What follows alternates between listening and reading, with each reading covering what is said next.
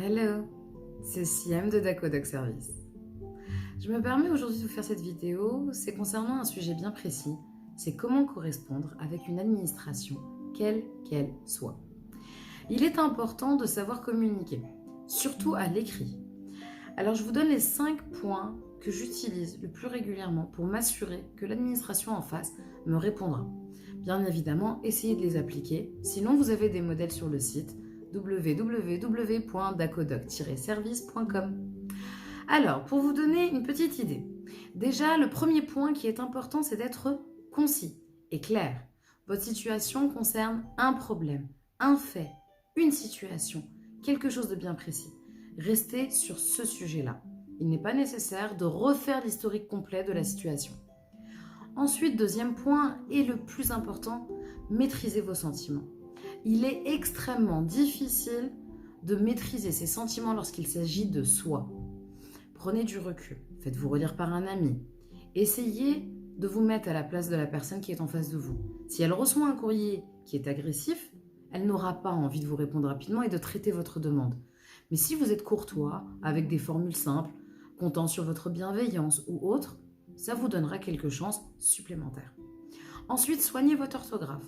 Sur Internet, vous avez la chance sur Google d'avoir de nombreux sites qui corrigent l'orthographe. Je vous invite à aller tout simplement sur Google, d'écrire votre texte. Il vous le corrigera et ensuite de le réécrire à la main ou sur votre ordinateur. Ensuite, les formules de courtoisie. Il est important de rester, malgré la situation compliquée, courtois avec la personne qui est en face de vous. Veuillez agréer nos sincères salutations. Voilà, ce genre de formules de courtoisie qui permettent tout simplement de donner envie à la personne et qui permettent aussi de montrer que vous êtes quelqu'un de sensé et de bienveillant. Par la suite, et le dernier point qui est très important, ce sont les pièces jointes.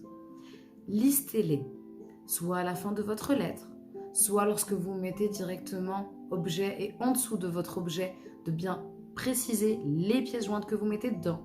On prend un cas assez banal, vous avez un problème avec votre bailleur, vous mettez votre dernière quittance de loyer, ainsi que l'avis de virement que vous avez bien fait, etc.